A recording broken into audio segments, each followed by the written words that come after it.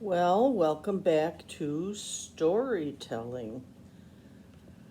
Oh, it's not such a happy day today since we had some torrential thunderstorms and rain last night, and I was awoken in the middle of the night by not so much the thunder, but two dogs tapping on my bed saying, "Help me, I don't like this."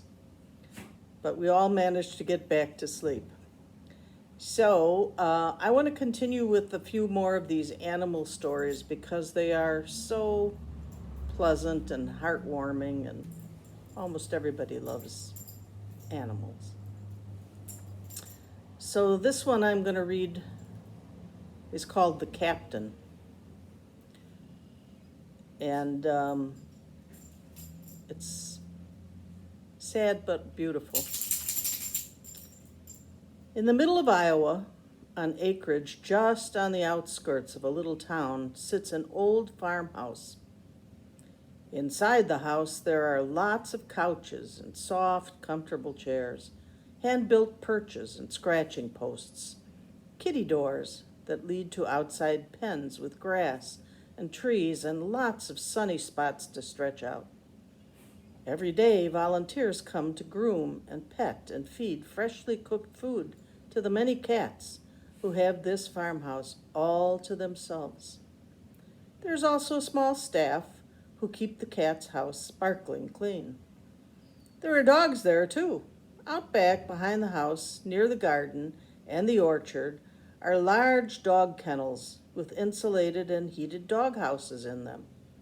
Volunteers come to walk and feed and love up the rescued dogs who are brought there when their time is up at the city pond. As you can tell, the Noah's Ark Animal Foundation runs an unusual kind of no-kill sanctuary.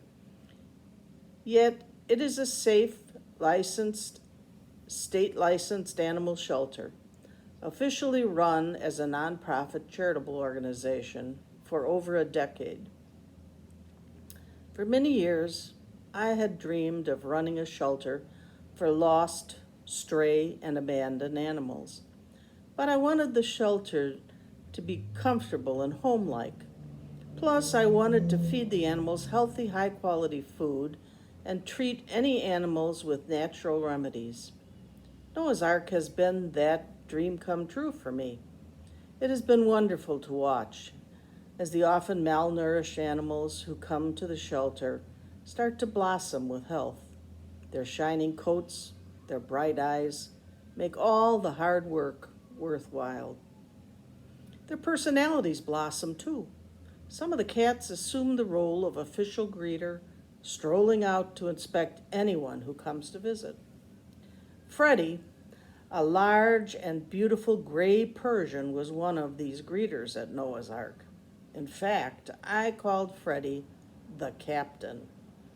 He was not a cuddly cat, being far too macho for that, but he was a friendly sort, and no one came to the shelter who was not subject to the captain's inspection, and perhaps a rub or two against the leg. Freddie had been at the shelter 6 or 7 years and had become a personal favorite of mine.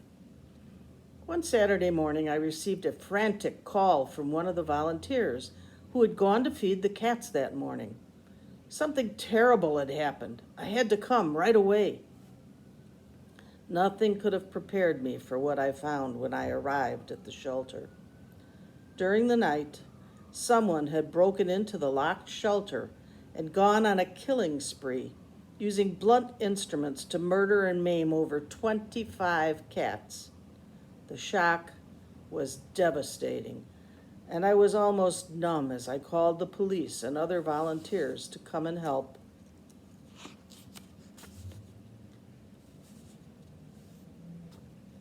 We gathered up the injured and the dead in an attempt to put the shelter back into some semblance of order. As the word quickly spread, the local church sent a crew of 10 men to help out, including 2 ministers. It was the compassionate and conscientiousness of the laborers and volunteers that got me through the worst moments of that moment. After about an hour, I had panicked and I thought, what about the dogs? Running out to the kennels to check, I was immediately relieved to find them all unharmed. Two of the dogs in our care, Duke and Dolly, are Rhodesian Ridgeback Mastiff mixes, enormous and powerful looking dogs with the heart of puppies. When it came to people they know and love, for once I was glad they looked so formidable, even though it's probably why they hadn't found homes yet, for I was sure that that was why no stranger had been foolish enough to take them on. When I returned to the house, volunteers were placing the cats that had died in a cart for burial. I felt the tears come to my eyes as I recognized so many of my little friends. And then I saw the gray body partially covered by a towel. Not Freddie, I moaned. Please don't let it be Freddie. But the captain was nowhere to be found, and I had to face the fact that Freddie was gone. I felt physically sick when I thought that it was probably his friendly, trusting nature that had killed him, walking right up to people who had evil intentions toward this sweet and innocent animal. The outpouring of concern and sympathy from supporters in the community was amazing. And after the local paper reported the incident, the national news services picked it up, and they soon were getting calls and flooding in from all over the country. People even drove from neighboring states to adopt survivors of the attack. It was a painful time for me. I felt the grief of losing so many beings I had come to love, and I was bewildered by the selflessness of the whole thing. 3 young men from the local high school were convicted of the crime. The incident caused a tremendous uproar in our little town. The violence that ravaged the shelter was the subject of intense debate. A small but vocal minority felt the victims were just cats. So, what was the big deal? But the majority of people outraged and animal lovers demanded justice. I felt dazed, trapped in a bad dream that wasn't going away. Nothing could bring back the cats that had died as we went about the sad business of looking for the terrified cats who had escaped to hide, and of caring for the traumatized and injured cats who remained. I mourned my friends, especially Freddie. A few days later, as I was stepping out of the house, I saw a large gray Persian coming slowly toward me, and I scared us both by yelling, "Freddie!" at the top of my lungs. It couldn't be, but it was. He was wobbly and shaken, no longer the suave and debonair greeter of old, but he was alive. I scooped him up into my arms and I held him to my chest, my tears falling on his head as I hugged and stroked him. Freddie had come back. In the chaos of the terrible morning, I had confused Freddie with another gray Persian lying dead, half hidden by a towel on the burial cart. Freddie had been one of the lucky ones to make it outside and escape the other's appalling fate. Miraculously, it took only a few weeks for Freddie to come around. Eventually, he even resumed his duties as the official greeter. In my grief after the incident, I had felt like giving up. I just hadn't had the heart to continue. It was the gray cat's courage and willingness to trust again that helped mend my own shattered spirit. Ultimately, my love for Freddie and others like him made me decide to continue Noah's Ark and its life-saving rescue work in spite of what had happened. Today, if you visit our shelter, you will be greeted by a large and confident gray cat walking proudly toward you to meet you. His green eyes miss nothing as he inspects you from head to toe.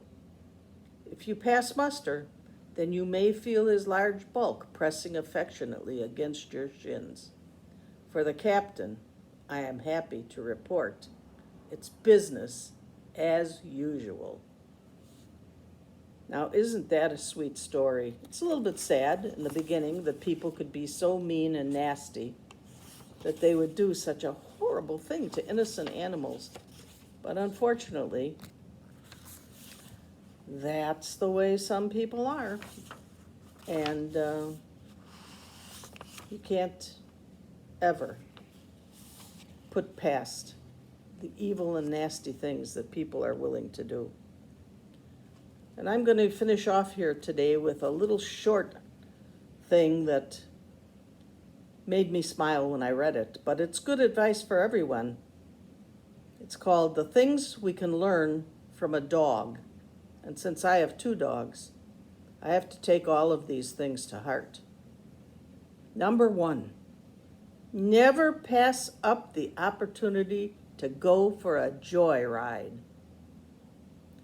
Allow the experience of fresh air and the wind in your face to be pure ecstasy. When loved ones come home, always run to greet them. When it's in your best interest, always practice obedience. Let others know when they've invaded your territory. Take naps and always stretch before rising. Run and romp and play daily. Eat with gusto and enthusiasm. Be loyal. Never pretend to be something you're not. If you want lies buried, dig until you find it. When someone is having a bad day, be silent. Sit close by and nuzzle them gently. Delight in the simple joy of a long walk. Thrive on attention and let people touch you. Avoid biting when a simple growl will do. On hot days, drink lots of water and lie under a shady tree. When you're happy, dance around and wag your entire body. No matter how often you are criticized, don't buy into the guilt thing and pout. Run right back and make friends. So this is advice from a dog, but it seems to me that it's pretty good advice for people too. So I hope you find a little enjoyment and relaxation when you hear these little stories. And since we're still living in our time of lockdown, and we've had some bad news lately, let's try and keep ourselves together, try and keep ourselves stay safe, to obey all the rules, and try and find some happy in the day. Thank you.